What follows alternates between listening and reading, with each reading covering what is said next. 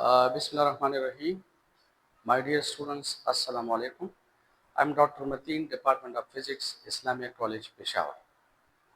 Uh, my dear students, lecture number 8 में last time lecture number 8 में we had discussed some basic concepts regarding linear momentum, impulse and conservation of linear momentum. And after this, we had discussed a relation between linear momentum and kinetic energy, which was k is equal to p squared divided by 2m. And this is a very important relation. So, आपने अगर ये video देखना है, ये lecture आप लोगों ने देखना है, तो इससे पहले लेक्चर नंबर 8 मस्ट है, वो आप देखेंगे तो इसकी समझ आ जाएगी, अदरवाइज ना. ओके, तो now related to lecture number 8, lecture number 9 में we are going to do some MCQs. Okay, MCQ number 1 है, a body with constant linear momentum must have constant. A body with constant linear momentum must have constant. तो देखें, force, acceleration, velocity, none. Linear momentum का formula है, हमने पढ़ा था कि physics में सबसे इंपॉर्टेंट चीज फार्मूला है. फार्मूले के बगैर एमसीक्यू को सॉल्व करना जो फार्मूले से रिलेटेड वो मुश्किल होता है. So linear momentum can be written as m into velocity. देखें, a body with constant linear momentum must have constant. यहां पर लिखा है फोर्स. याद रखिए, कांस्टेंट फोर्स का मतलब है कांस्टेंट एक्सेलरेशन. ये हमने पहले भी पढ़ा था, 2-3 दफा पढ़ा है. अगर आप किसी बॉडी पर कांस्टेंट फोर्स अप्लाई करें तो कांस्टेंट फोर्स का मतलब है कांस्टेंट एक्सेलरेशन, और एक्सेलरेशन का मतलब है चेंज इन वेलोसिटी. तो इसका मतलब है फोर्स शुडंट बी कांस्टेंट, यानी कांस्टेंट फोर्स मोमेंटम को कांस्टेंट नहीं रख सकता. Because when you apply constant force on the body, तो the body is accelerated. और acceleration का मतलब है increase in velocity. Increase in velocity का मतलब है change in momentum. Momentum is changed. इसी तरह हमने लास्ट टाइम पढ़ा था कि applied force बराबर है delta P by delta T. तो when you apply force, तो force is responsible for change in momentum. ठीक है, तो ऑप्शन ए गलत है. और देखें, अगर आप फोर्स अप्लाई करें तो there is acceleration. when there is acceleration, velocity does not remain constant. Velocity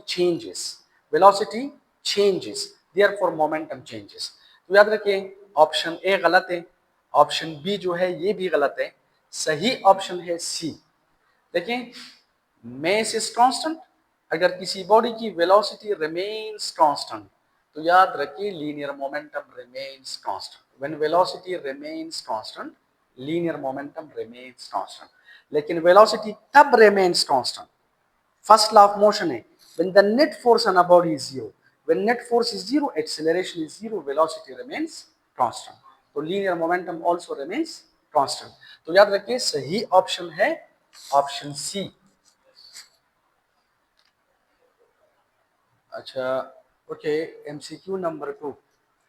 How much momentum will a dumbbell of mass 10 kg transfer to the floor if it falls from a height of 80 centimeter? आप लोग अगर इस MCQ में देखें तो हमारे पास mess given है which is 10 kg, और जो हाइट है वो है 80 centimetre. kg is the unit of mass in SI system. Centimetre is the unit of distance या लेंथ इन CGS system. तो इसको 100 से डिवाइड करो कि ये मीटर में कन्वर्ट हो जाए तो 0.8 मीटर. क्लियर? कहते हैं कि how much momentum will a dumbbell of mass 10 kg transfer to the floor. यानी डम्बल जो है, वो जो डम्बल होते हैं ना जिसको आप ऊपर नीचे उठा रहे हैं, ठीक है, वो कितना मोमेंटम फ्लोर को या जमीन को ट्रांसफर करेगा. तो देखें, मसलन ये हमारे पास है वो dumbbell, this is a dumbbell. Clear? ये है डंबल और किसी ने इसे उठाया है कितना, 80 सेंटीमीटर। तो जो हाइट है दिस इज 0.8 मीटर। अब अगर ये डंबल नीचे आ जाते हैं तो देखिए यहाँ पर इसकी इनिशियल वेलोसिटी जीरो है। ओके, अगर इनिशियल वेलोसिटी जीरो है तो लीनियर मोमेंटम भी जीरो है, क्योंकि momentum is mv, linear momentum, initial linear momentum zero है। आप ऐसा करें कि जब ये डंबल नीचे आ जाते हैं एंड स्ट्राइकिंग द फ्लोर, तो we have to calculate the final momentum. आप फाइनल मोमेंटम कैलकुलेट करें तो that much momentum is transferred by the dumbbell to the floor. देखिए जब ये डंबल नीचे आ जाते हैं, velocity increases, momentum increases before hitting the ground, it attains a maximum linear momentum. लेकिन when it hits the floor, तो what happens, it transfers its linear momentum to the floor। तो आप इस डंबल का फाइनल मोमेंटम कैलकुलेट करें तो that much momentum is given by the dumbbell to the floor, so we have to calculate the final momentum। तो देखो final momentum बराबर है mass of dumbbell multiplied by final velocity। This is let equation number 1। Mess हमें given है, ये final velocity हमें यहाँ पर पता नहीं है, तो we are going to calculate the final velocity. तो हमारे पास एक फार्मूला है कि v f squared minus v i squared is equal to 2 AS, लेकिन ये फ्री फॉल मोशन है तो 2GH। वी आई जीरो है, फॉरगेट अबाउट दिस, और यह आ जाएगा V F squared is equal to 2GH। In other words, you can say VF squared is equal to 2। अगर आप इस G को approximately 10 मीटर पर सेकंड स्क्वायर कंसिडर करें एंड दिस इज 0.8, इस पॉइंट के लिए नीचे 10 लिखो, ये कैंसल, तो 2 8 जार 16, दोनों साइड का स्क्वायर रूट ले ले तो वी एफ आ जाएगा। So what is v f, this is 4 metre पर सेकंड। अंडरस्टैंड? ये वैल्यू आप इधर पुट करें तो देखें the final momentum of the dumbbell is mass is 10 kg, mass is 10 kg और velocity is 4 meter per second। So I'll write the final momentum is 40 and this is kg meter per second। This is the final momentum of the dumbbell। लेकिन जब dumbbell floor के साथ hit करता है तो momentum is transfer to the floor. So how much momentum is transferred by the dumbbell to the floor, 40 kg metre पर second. तो सही ऑप्शन है सी।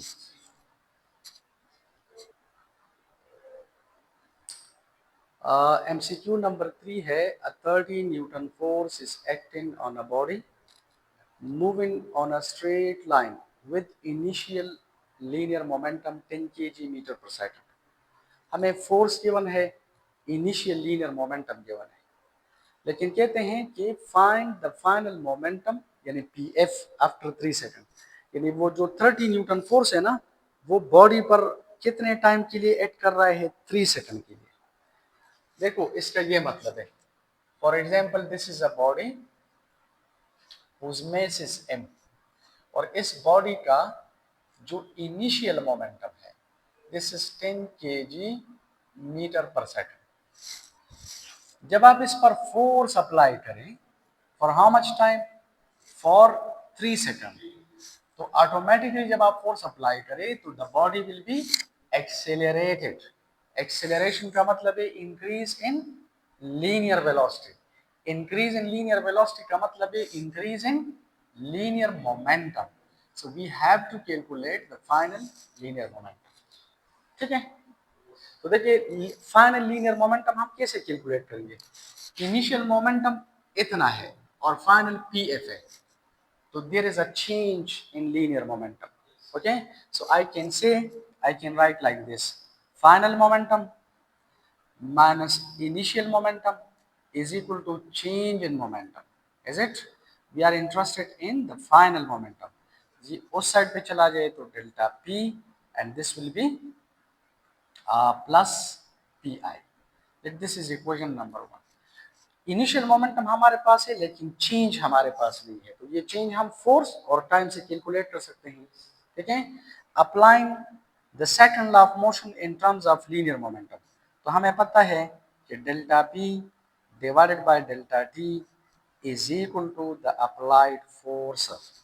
In other words, delta P is equal to F multiplied by delta T, which is also called impulse. Okay, so delta P is equal to, the force is 30 Newton, and how much is the time? The time is 3 second. ठीक है, तो इससे आ जाएगा change in linear momentum which is 90 newton into second. लेकिन lecture number 8 में हमने पढ़ा है कि newton into second can also be written is KG metre पर सेकंड। ओके, इसकी जगह लिखो केजी मीटर पर second square. 1 second is gone with this and we are left with this. Now come back to equation number 1. So the final momentum can be written as, the change in momentum is 90 kg meter per second plus initial momentum is 10 kg meter per second। ये दोनों add करें तो final momentum आ जाएगा 100 kg meter per second। This is the correct option. तो कौन सा option सही है? Option A.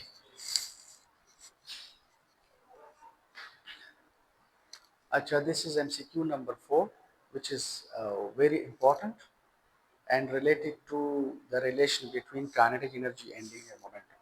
Two bodies A and B with masses in the ratio 4:1 are moving with equal kinetic energies. The ratio in their linear momenta is, देखिए हमें given है कि m1 divided by m2, ये जो ratio है, या मैं इस तरह का पहले लिखूं m1 रेशो m2, ये हमें गिवन है, it is given in the question which is 4:1। ये 4:1 में इस तरह लिख सकते हो m1 by m2 is equal to 4/1। This is an information given in the question. अच्छा देखिए, हमने कैलकुलेट क्या करना है, we have to calculate P1 ratio P2, मतलब we have to calculate P1 divided by P2। If you remember, हमारे पास एक फार्मूला है, उसकी तरफ मैं आ रहा हूँ। लेकिन देखिए, अगर दो बॉडीज हैं, मसलन एक बॉडी का मेस अगर m है सपोज, तो दूसरे बॉडी का जो मेस है, ठीक है, सॉरी इसका मेस, देखिए बॉडी m का जो मेस है ये ज्यादा है, अगर ये 4m है और लेट दिस इज m, तो m1 और m2 के दरमियान जो रेशो है ये हमें गिवन है विच इज 4:1। हमने इस बॉडी के लीनियर मोमेंटम और इस बॉडी के लीनियर मोमेंटम के दरमियान रेशो कैलकुलेट करना है। तो हमारे पास फार्मूला है कि काइनेटिक एनर्जी, देखिए ये इक्वेशन है, काइनेटिक एनर्जी बराबर है p² divided by 2m। Lecture number 8 is it. यहां से मैं p² अगर कैलकुलेट करूं तो this is 2m into k, और अगर आप p कैलकुलेट करें तो I can write it like this. अब आप ऐसा करें, P1 हमारे पास है फर्स्ट बॉडी का 2m divided, this is for example m1 and this is k। Kinetic energy same है दोनों की, इट इज गिवन, ठीक है, they have got the same kinetic energies. तो let this is equation number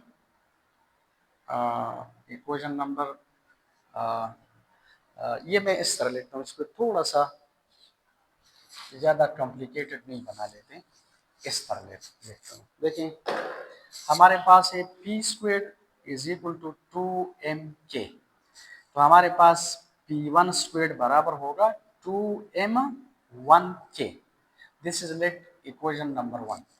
और similarly p2² बराबर होगा 2m2k। Clear? This is equation number 2। हमने कैलकुलेट करने P1 बाई P2, तो आप ऐसा करें डिवाइड इन इक्वेशन नंबर 1/2। 1 को 2 से डिवाइड करो, तो इक्वेशन के डिवीजन का मेथड क्या है, कि लेफ्ट हैंड साइड लेफ्ट से, राइट राइट से, लेफ्ट लेफ्ट राइट राइट। तो देखिए I write like this, P1 squared divided by P2 squared is equal to, this is 2m1k divided by, this is 2m2k। Kinetic energy same है तो forget about this. और आप देखिए 2 2 के साथ cancel करो तो हमारे पास आ जाएगा P1 square divided by P2 square is equal to M1 divided by M2। ठीक है, अगर आप दोनों साइड्स का सपोज स्क्वायर रूट ले लें, ठीक है, या पहले वैल्यूज पुट करें, P1 square divided by P2 square is equal to M1 divide by M2 क्या है, 4:1 है। Take in square root on both sides, इसका भी स्क्वायर रूट ले ले, इसका भी ले ले, तो हमारे पास ये आ जाएगा P1 डिवाइडेड बाय P2 और 4 का स्क्वायर रूट है 2 और 1 का 1 है, तो इसका मतलब है P1 ratio P2 is equal to 2:1। This is the answer. तो कौन सा ऑप्शन सही है, आप देखिए ऑप्शन सी सही है, 2:1। ठीक है, अच्छा, this is MCQ number 5। A ball of mass M is thrown at a wall with a velocity v। लेकिन ये वेलोसिटी का मैग्नीट्यूड है, v है, जितना भी है। मैग्नीट्यूड ऑफ वेलोसिटी का मतलब है speed. Okay, after hitting the wall it bounces back with the same speed v। What is the change in momentum of the ball? What is the change in momentum of the ball means what is the change in the linear momentum of the ball. तो for example देखिए we can do it like this, change in momentum का मतलब है final momentum minus initial. अगर ये हमारे पास है suppose wall and this is a ball whose mass is m और इसकी वेलोसिटी का मैग्नीट्यूड है सपोज v, तो आप लोग देखिए what is the initial momentum of this ball, it is mv, is it. अगर ये बॉल इधर आकर कोलिजन करता है एंड कोलिजन के बाद it is reflected back, it is bouncing back with the same speed, तो it is coming back with the same speed. देखिए स्पीड इज द सेम, तो the final momentum is mv। ठीक है, लेकिन this momentum is basically minus mv because momentum is a vector quantity and the momentum is changing its direction, so I'll have to put a negative sign here। so देखिए what is the change in momentum, तो change in momentum का मतलब है I can write that we are interested basically in the magnitude, so I'll write like this कि initial momentum और this is minus final momentum। अगर आप लोग लिखिए फाइनल मोमेंटम माइनस इनिशियल तो then you will get a negative sign.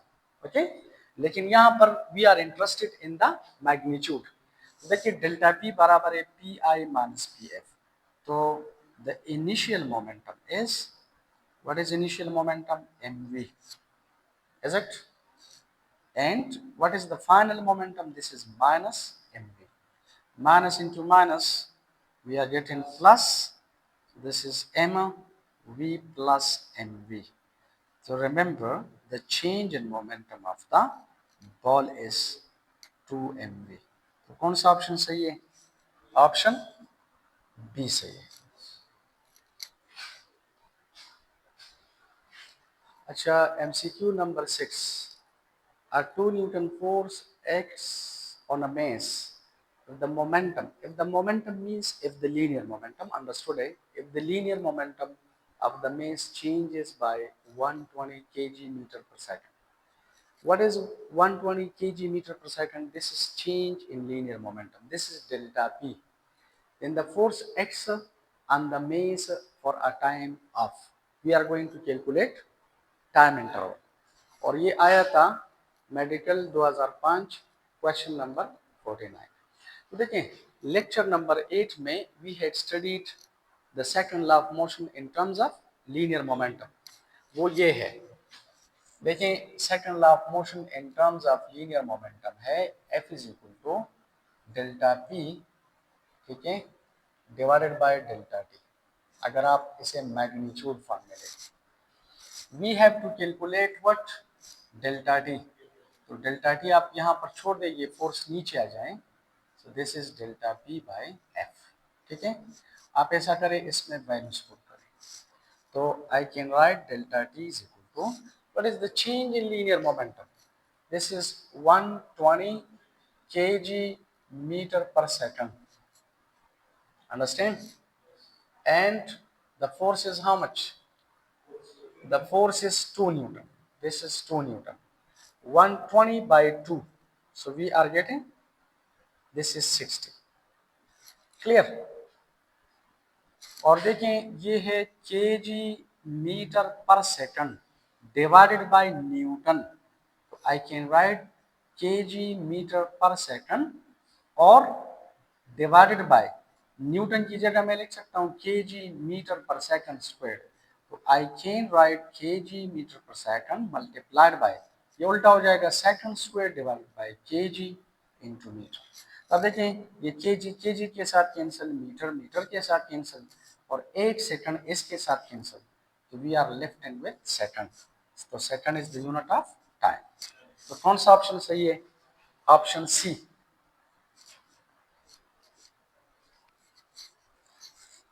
Okay, MCQ number 7, conservation of linear momentum is equivalent to,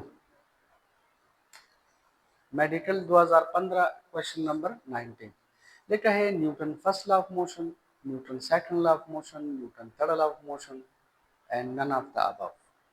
ठीक है, इस MCQ में अक्सर स्टूडेंट्स कंफ्यूज हो जाते हैं, लेकिन फर्स्ट ऑफ ऑल आपने ये अंडरस्टैंड करना है कि what is the mathematical form of the Newton first law of motion. हमने लास्ट टाइम पढ़ा था, देखिए कि first law means when F net is equal to 0, तो it means acceleration is equal to 0। This is the mathematical form of the first law of motion. First law हमें ये बताते हैं कि if there is no net force on a body, तो acceleration will be 0। अगर acceleration 0 है, तो we have two things, या तो बॉडी रेस्ट में होगी और या यूनिफॉर्म मोशन में। तो यूनिफॉर्म मोशन का मतलब है वेलोसिटी शुड बी कांस्टेंट। तो आप लोग देखें, the linear momentum is given by m into v। Classical physics में mass remains constant, अगर वेलोसिटी कांस्टेंट है तो linear momentum remains constant. If the velocity of a body is constant, so linear momentum remains constant. This is called conservation of linear momentum. Okay, if the linear momentum of a body doesn't change, so this is called conservation. It means momentum is conserved. When velocity is constant, linear momentum remains constant. When velocity is constant, acceleration is 0. When acceleration is 0, ये तब possible है when the net force on a body is equal to 0. And this is the mathematical form of the first law of motion. So please remember, any body, any system which satisfies the first law of motion, the linear momentum of that system या body will remain constant. Any body which satisfies first law of motion, so it means linear momentum remains constant. ठीक है, तो कौन सा option सही है, option A.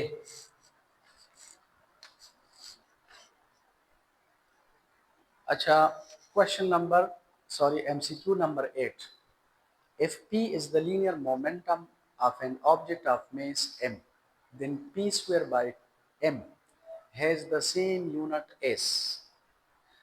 तो lecture number 8 is important, okay, वो आप लोगों ने पहले देखना होगा। लुक एट, हमें पता है काइनेटिक एनर्जी हम इस तरह लिखते हैं, very simple, it is a very simple MCQ। Kinetic energy बराबर है हाफ m v स्क्वायर, ये लेक्चर नंबर 8 में हमने किया है। तो काइनेटिक एनर्जी बराबर है, आप ऐसा करें, इसको मेस से मल्टीप्लाई करो और मेस से डिवाइड भी करो, इट डजंट मैटर मैथमेटिकली। तो I can write k is equal to, this is p square m square v square means this is p square divided by 2m। देखिए हमने चूंकि यूनिट्स देखने हैं, यहाँ पर इसमें 2 नहीं लिखा है तो forget about that 2 because 2 is dimensionless. ठीक है, यहाँ पर 2 लिखा है नहीं लिखा है, फॉरगेट अबाउट दिस। लेकिन k बराबर है p square divide by 2m। आप मुझे ये बताएं what is k? This is kinetic energy. तो if this is kinetic energy तो मींस दिस इज एनर्जी, तो ऑप्शन बी सही है। Is it? अच्छा, ये तो एक मेथड है। अनदर मेथड देखें, हमारे पास ये गिवन है कि k बराबर है p square divided by m। उधर 2 ने लिखा है, फॉरगेट अबाउट। तो आई कैन राइट मोमेंटम का यूनिट है kg मीटर पर सेकंड और this is square like this, और मेस का यूनिट है kg। अगर ये मैं इस तरह लिखूं kg metre, kg square metre square divide by second square divided by kg, एक kg आप इसके साथ कैंसिल करें तो इधर क्या रह जाएगा, kg metre square divided by second squared. Can I write it like this? kg meter divided by second squared, and this is meter. What is this? This is Newton. This is Newton according to F is equal to ma, and this is meter. What is Newton into meter? This is joule. आपको पता है W बराबर है FD. So the unit of work in SI system is joule. This is Newton. This is meter. Okay. Joule is the unit of work. Dimensionally there is no difference between work and energy. तो अगर जब work का unit है तो energy का भी unit है, तो ऑप्शन बी सही। ठीक है। अच्छा डियर स्टूडेंट्स, थोड़ा सा इधर देखें, अगर ये एमसीक्यू इस तरह जाए, मसलन इधर लिखा है सपोज वर्क, ठीक है, ऑप्शन ए में अगर लिखा है वर्क सही, ऑप्शन बी में लिखा है एनर्जी, ठीक है, ऑप्शन सी में लिखा है फोर्स या वट एवर, और डी में लिखा है both both A and B, तो अब कौन सा सही होगा? आप देखें, A A joule is the unit of work, joule is the unit of energy, ठीक है। तो पी स्क्वेयर बाय एम या P square by 2m dimensionally work या एनर्जी के बराबर है, तो बोथ ए एंड बी। अच्छा अगर ये इस तरह जाए, मसलन ऑप्शन ए में लिखा है वर्क, ठीक है, ऑप्शन बी में लिखा है काइनेटिक एनर्जी, ऑप्शन सी में लिखा है पोटेंशियल एनर्जी, और ऑप्शन डी में लिखा है ऑल ऑफ देम, तो याद रखिए पी स्क्वायर बाय एम अगरचे पोटेंशियल एनर्जी नहीं है, लेकिन इसके जो डायमेंशंस है वो एनर्जी के बराबर है, तो याद रखिए फिर इसमें ऑल ऑफ देम सही है, क्योंकि joule is the unit of work, joule is the unit of kinetic energy, joule is also the unit of potential energy. So principally this p squared by m is not equal to potential energy, because here is momentum, here is motion, this is related to kinetic energy, but dimensionally or unit wise you may decide and you can say all of them. Okay. अच्छा Q number 9 लिखा है two objects P and Q have the same linear momentum, यानी एक information हमें given है कि दोनों का जो लीनियर मोमेंटम है it is the same. Q has more kinetic energy than P, ये दूसरा इंफॉर्मेशन है। Q की जो काइनेटिक एनर्जी है वो P से ज्यादा है, Q की काइनेटिक एनर्जी P से ज्यादा है। तो लुक एट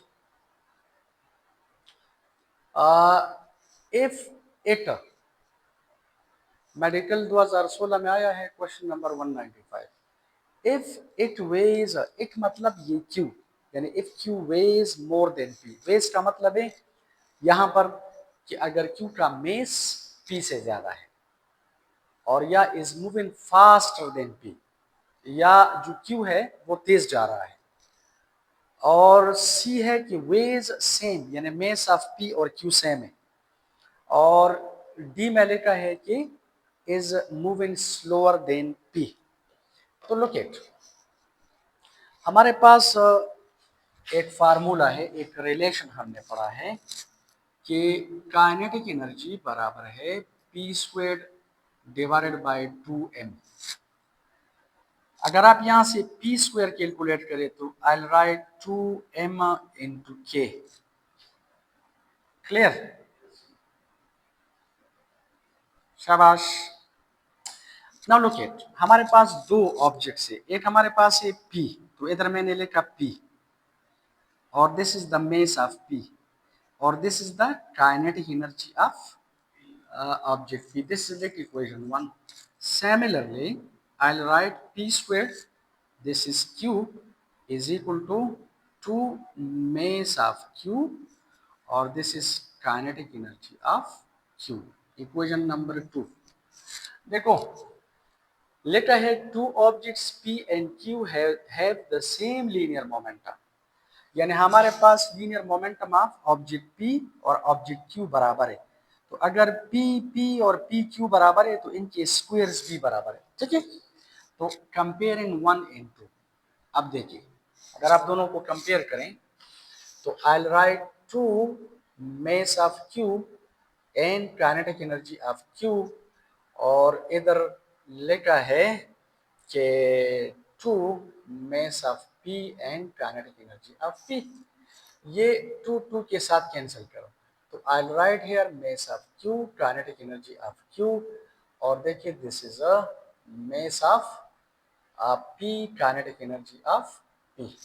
लेकिन इधर साफ लिखा है q has more kinetic energy than p, q has more kinetic energy than p, ठीक है। q has more kinetic energy. अब गौर से देखें, ये हमें गिवन है कि के क्यू इज ग्रेटर देन के पी, ऑब्जेक्ट क्यू की काइनेटिक एनर्जी पी से ज्यादा है। अगर आप इस इक्वेशन को सेटिस्फाई करना चाहते हैं तो गौर से देखो, अगर ये क्यू के क्यू ज्यादा है के पी से, तो ये अंडरस्टूड है mess of P mess of Q से कम होगा। Mess of P mess of, देखिए अगर ये काइनेटिक एनर्जी ज्यादा है तो ये काइनेटिक एनर्जी कम है, लेकिन ये प्रोडक्ट और ये प्रोडक्ट बराबर है। अगर Kp कम है तो इसका मतलब है मेस ऑफ P Q से ज्यादा है, यानी मेस ऑफ Q P से कम होना चाहिए, तब ये प्रोडक्ट बराबर होगा, अदरवाइज ना। Mess of Q should be less then, according to this equation mass of Q should be less than mass of P। लेकिन आप लोग देखिए ये ऑप्शन इसमें नहीं है, इधर लिखा है Q जो है weighs more than P। अब देखिए less than P इसमें नहीं है, ठीक है, more than P लिखा है, weighs more than P, तो इसका मतलब है ये ऑप्शन गलत है, क्योंकि for this the equation is not satisfied। अगर आप Q का मेस P से ज्यादा ले लें तो that equation is not satisfied, तो ये ऑप्शन गलत है। अगर आप लोग ये वाला देखिए सी वाला वेज सेम एस पी, अब अगर आप ये मेस और ये मेस बराबर रखें तो फिर ये काइनेटिक एनर्जी भी आपस में बराबर होंगी, फिर Q doesn't have more kinetic energy than P, फिर भी the equation is not satisfied. तो आप ऐसा करें, इसको भी एलिमिनेट करें। Clear is it? अब ऑप्शन बी और डी रह जाते हैं। तो ऑप्शन डी और बी में देखिए फास्टर और स्लोअर का मतलब है कि these options are talking about the velocity, are regarding the speeds of the two bodies या objects. So I can write this equation like this, mq and this is kq का मतलब है half mass of the object q and velocity of the object q is equal to half mass of p and kinetic energy of p like this, ठीक है। Forget about this, cancel करो, तो इसका मतलब है M square Q and this is V square Q is equal to this is M P square, ठीक है, and this is V P square, ठीक है। अच्छा अब गौर से देखिए, अगर आप ये वाला ऑप्शन देखिए is moving slower then P, अगर आप लोग ये वेलोसिटी अगर ये वेलोसिटी आप कम करें, ये वेलोसिटी आप कम करें इस वेलोसिटी से, फॉर दिस देखें, अगर we Q is less than V P, suppose ये वेलोसिटी कम है, ये वेलोसिटी ज्यादा, तो ये मेस कम होगा, ये मेस ज्यादा, यानी फिर M sub Q should be less than M sub P, लेकिन वो ऑप्शन इसमें नहीं है, तो फॉरगेट अबाउट दिस ऑप्शन। ये वाला जो ऑप्शन है ना, ये भी गलत है। इसका मतलब है कि अगर क्यू की वेलोसिटी पी की वेलोसिटी से ज्यादा है, यानी क्यू का मेस, देखिए अगर क्यू का जो मेस है वो एम के पी के मेस से कम हो और वेलोसिटी ज्यादा हो, तो दिस इक्वेशन इज सेटिस्फाइड। ठीक है, देखें अगर ये कम है, ये ज्यादा, ये ज्यादा, ये कम, तो इसका मतलब है we Q should be greater than V P. तो बी में लेकर is moving faster than P, यानी ऑब्जेक्ट क्यू शुड गो या मूव फास्टर देन पी, तब the equation is satisfied, otherwise ना। देयरफॉर ऑप्शन बी सही है। So this is a tricky MCQ. Okay. Okay. MCQ number 10. A shell of mass m moving with velocity v suddenly breaks into two pieces. The piece having mass m by 4 remains stationary. The velocity of the other shell will be. Shell का मतलब है गोला, ठीक है, ये इसका ये मतलब है। फॉर एग्जाम्पल, अगर ये हमारे पास एक शेल है, इस शेल का मेस है m और इस शेल की वेलोसिटी हमें गिवन है v, क्लियर, और फिर कहते हैं कि ये दो पीसेस में डिवाइड हो जाता है। तो देखिए अगर इसका एक पीस सपोज m बाय 4 है, तो इट रिमेन्स एट रेस्ट, मतलब इसकी जो फाइनल वेलोसिटी है इट इज सपोज 0, ठीक है। और जो दूसरा है प्लस, जो दूसरा है इसका मेस अगर m बाय 4 है, तो आप ऐसा करें इस टोटल में से m बाय 4 माइनस करें, m से m माइनस 4 माइनस करें, एलसीएम 4 आ जाएगा, this will be 4m minus m, so the other piece will be 3m by 4, understand। तो आप लोग देखिए I can write it like this कि दिस इज देखिए दिस इज, ये थोड़ा सा ज्यादा होगा, यानी this plus this should be this, तो I can write 3m divided by 4, इसकी फाइनल वेलोसिटी हमने कैलकुलेट कर ली, ठीक है। तो we have to apply the law of conservation of linear momentum. तो law of conservation of linear momentum का मतलब है total linear momentum before breaking is equal to total linear momentum after breaking. Okay, यानी before the process, after the process linear momentum should remain constant. So I will write like this, देखिए according to the law of conservation of linear momentum, final momentum is equal to initial momentum, ठीक है। ये मैं लिख सकता हूं final momentum, final momentum of this piece, final momentum of this piece, तो इसका मेस है m बाय 4, लेकिन it is at rest to the velocity 0, plus इसका मेस है 3m डिवाइडेड बाय 4 और इसकी वेलोसिटी हमने डिटरमिन करनी है, और इनिशियल मोमेंटम जो है m multiplied by v, it is given, mess MCQ में गिवन है, v भी गिवन है, दिस इज इनिशियल मोमेंटम। तो I can right 0 plus this is 3m divided by 4 and this is vf which is mv, so I can write 3m divided by 4, this is vf is equal to mv। ये mess के साथ cancel, तो हमारे पास आ जाएगा 3/4 vf is equal to initial velocity of the system, it means the final velocity of ठीक है 3m/4 mess का क्या होगा, ये 3/4 इधर आ जाए तो उल्टा हो जाएगा, इट विल बिकम 4/3 mv। तो कौन सा ऑप्शन सही है, ऑप्शन डी सही है, 4v/3। ठीक है, ये सही है।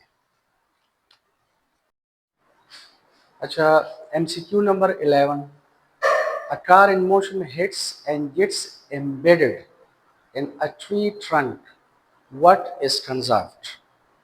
फॉर एग्जाम्पल ये ट्री है और ये कार आकर इस ट्री के साथ कोलिजन करती है, एंड गेट्स एम्बेडेड का मतलब है कि ये कार इसके अंदर चली जाती है, and both of them become the same body, means the same system.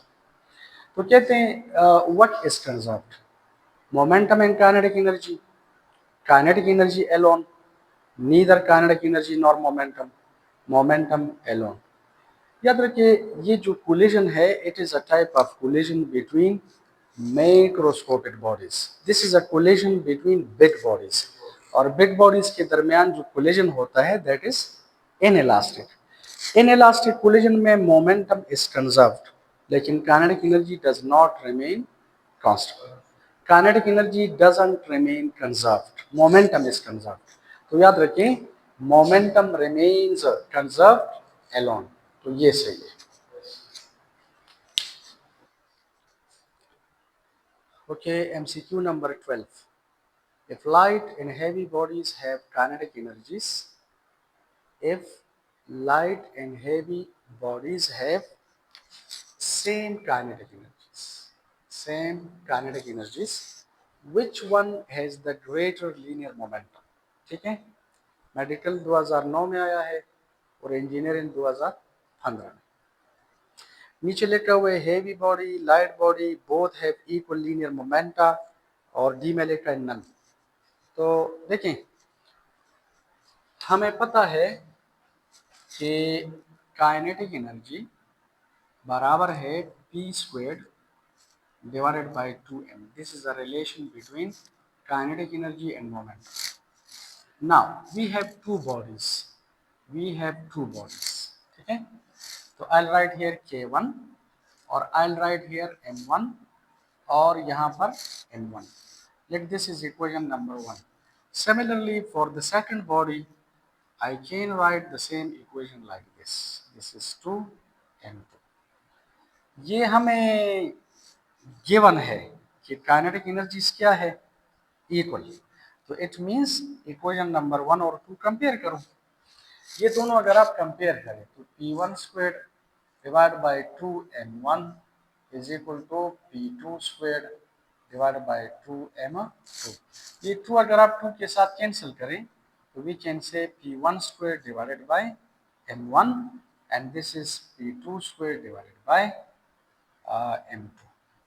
अच्छा देखें, हमारे पास ये रेशो इस रेशो के बराबर है, तो गौर से देखें, अगर m1 ज्यादा है तो ये मोमेंटम भी ज्यादा होना चाहिए,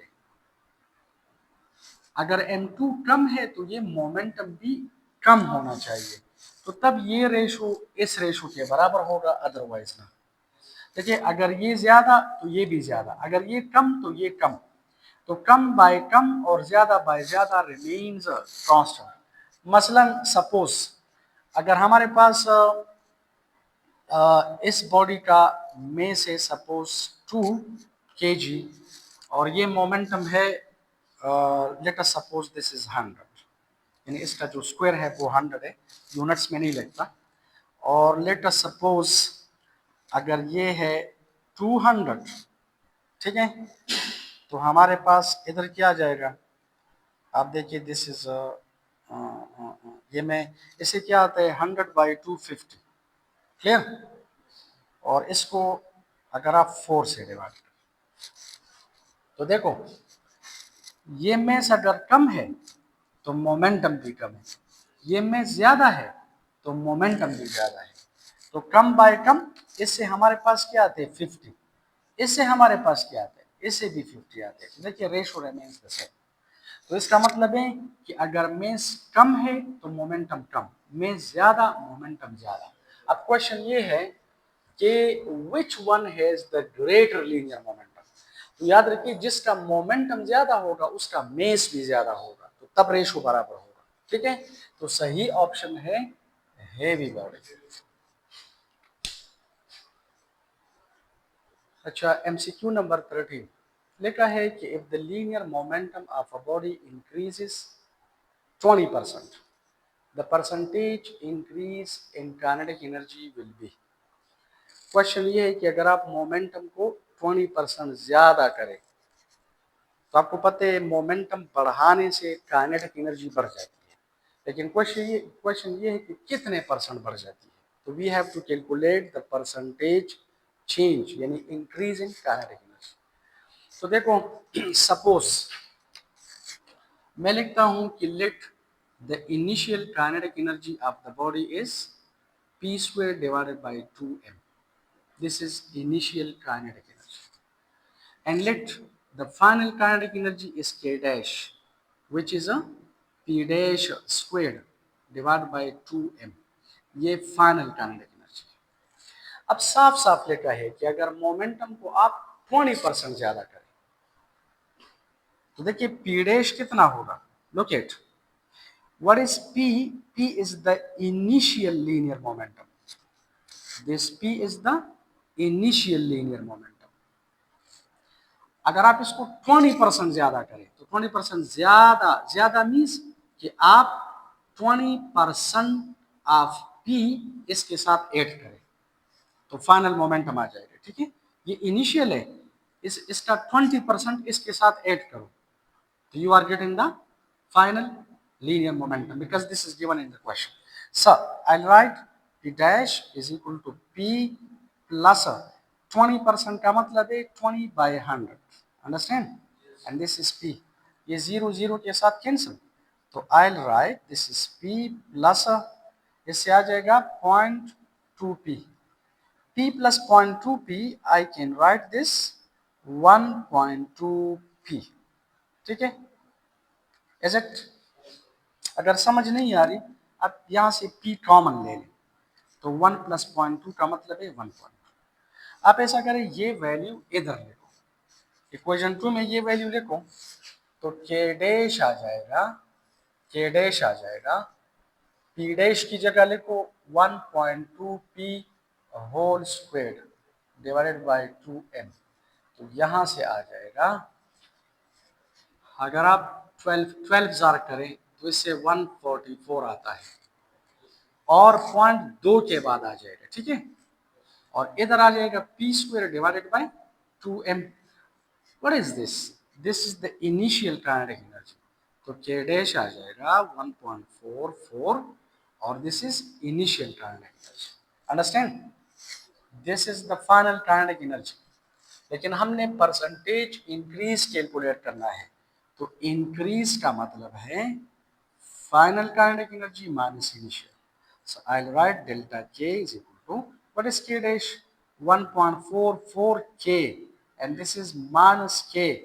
So I can write delta K is equal to 1.44 minus 1, K common ले लें। ठीक है, K कॉमन ले ले 1.44 माइनस 1.44 और ये K अगर नीचे आ जाए तो I can write delta K divided by K is equal to 0.44। ठीक है, लुक एट K का मतलब है initial kinetic energy, K means initial kinetic energy. तो देखिए इनिशियल काइनेटिक एनर्जी में इतना चेंज आया है, इनिशियल में इतना इंक्रीज आया है because we do have a positive sign here. Okay, इसके में इतना इंक्रीज आया है, कितना? इतना। तो 100 में कितना होगा तो मल्टीप्लाइड बाय 100 करें तो डेल्टा के डिवाइडेड बाय के परसेंटेज बराबर होगा, इसको 100 से मल्टीप्लाई करें 44%। तो याद रखें अगर आप लोग मोमेंटम 20% ज्यादा करे तो काइनेटिक एनर्जी 44% बढ़ जाती है। ठीक है, तो कौन सा ऑप्शन सही है? Option B. अच्छा एक बात आप याद रखें, अगर ये क्वेश्चन इस तरह जाए कि if the linear momentum of a body decreases 20% या decreases by 20%, the percentage increase in kinetic energy will be. अगर डिक्रीज आ जाए तो फिर आंसर 44 नहीं होगा। इसको मैं सॉल्व कर रहा हूं और ये आया भी है। अक्सर स्टूडेंट्स ने ये क्वेश्चन पढ़ा हुआ होता है क्योंकि ये आप लोगों के टेक्स्ट बुक के एक्सरसाइज में भी है, तो स्टूडेंट्स को याद होता है कि मोमेंटम अगर आप 20% ज्यादा करें काइनेटिक एनर्जी 44% बढ़ जाती है। अब अगर आ जाए कि मोमेंटम 20% कम करें तो बस स्टूडेंट कहते हैं काइनेटिक एनर्जी 44% कम हो जाएगी, विच इज रॉन्ग। ठीक है, ये बड़ी गलती है जो स्टूडेंट्स करते हैं, तो उसकी तरफ मैं आ रहा हूँ। ठीक है, अच्छा MCQ number 14, if the linear momentum of a body decreases by 20% its kinetic energy changes by। ठीक है, मेडिकल 2013 में आया है क्वेश्चन नंबर 83। तो ये MCQ बिल्कुल MCQ नंबर 13 की तरह है, लेकिन आंसर वही नहीं आएगा। ठीक है, देखिए इस तरह लिखेंगे, लुक एट, सपोज बिल्कुल उसी तरह है, प्लस की जगह minus. If the initial kinetic energy is p squared divided by 2m and let the final kinetic energy is k dash which is p dash square divided by 2m। ठीक है, अच्छा अब कहते हैं कि हमारे पास जो मोमेंटम है, फाइनल मोमेंटम बराबर है इनिशियल मोमेंटम, और इससे 20% कम करो, यानी इनिशियल का 20% लेकर इस इनिशियल से माइनस करो, इज इट, तो फाइनल आ जाएगा। इससे पहले हमने प्लस किया था, ठीक है, इंक्रीज के लिए प्लस, डिक्रीज के लिए negative. So this is p and this is 20 by 20% means 20 by 100 like this। so ये आ जाएगा p dash is equal to p and this will be minus 0.2 p। ठीक है, अगर इसकी समझ नहीं आ रही तो इस तरह करें, p dash is equal to p common ले लें, p अगर आप कॉमन ले लें तो 1 माइनस 0.2 से क्या आता है, 1 minus 0.2 means 0.8, so this is 0.8 p। Equation number 3, equation number 3 का ये वैल्यू, ठीक है, इक्वेशन 2 में पुट करो, इधर पुट करो, तो k डैश आ जाएगा 0.8 p whole squared divided by 2m। so I can write k dash is equal to 0.8 का अगर आप स्क्वायर ले ले तो 0.64 आ जाएगा। ठीक है, and this is p squared divided by 2m। what is p squared by 2m? initial kinetic energy, so this is initial kinetic energy, so which is 0.64 and this is k, this is final kinetic energy। अब हमने क्या देखना है, change, तो change का मतलब है delta K is equal to final kinetic energy minus initial, तो डेल्टा के आ जाएगा 0.64 के माइनस के, तो इससे आ जाएगा delta K is equal to के, अगर आप कॉमन ले लें तो 0.64, समझ नहीं आ रही तो कॉमन ले लें, तो it is becoming like this. अगर आप 0.64 से 1 माइनस करें या 1 से ये माइनस करें तो याद रखिए हमारे पास आ जाएगा डेल्टा के, ये क्या अगर नीचे आ जाएगा divided by K is equal to minus 0.36। This negative sign shows decrease, इससे पहले हमारे पास यहाँ पर आया था 0.44, उसके साथ पॉजिटिव साइन था लेकिन हम लिखते नहीं थे, ठीक है ना, सो दिस इज नेगेटिव। अब इनिशियल काइनेटिक एनर्जी में इतना चेंज यानी इतना डिक्रीज आया है, तो 100 में कितना होगा, मल्टीप्लाइड बाय 100, ठीक है, तो -36%। सो इसका मतलब है कि अगर आप मोमेंटम को 20% कम करें तो काइनेटिक एनर्जी 44% कम ना 36% कम हो जाती है। तो कौन सा ऑप्शन है, आप देखिए ऑप्शन डी सही है, ये वाला ऑप्शन सही है, अंडरस्टैंड। तो these were MCQs regarding the basic concepts, जो कंसेप्ट थे वो हमने लेक्चर नंबर 8 में पढ़े थे, और वो था linear momentum, impulse, conservation of linear momentum, और साथ साथ में हमने ये पढ़ा था कि काइनेटिक एनर्जी और लीनियर मोमेंटम का आपस में क्या रिलेशन है, and that relation which is basically this one, this is this is proved to be very important because इससे related we can do so many MCQs। ठीक है, तो इंशाल्लाह we'll meet with another lecture number 10 में दोबारा इंशाल्लाह मिलेंगे और in that lecture we will summarize पहले कि what is collision, elastic collision, inelastic collision और फिर इससे related MCQs. Thank you very much.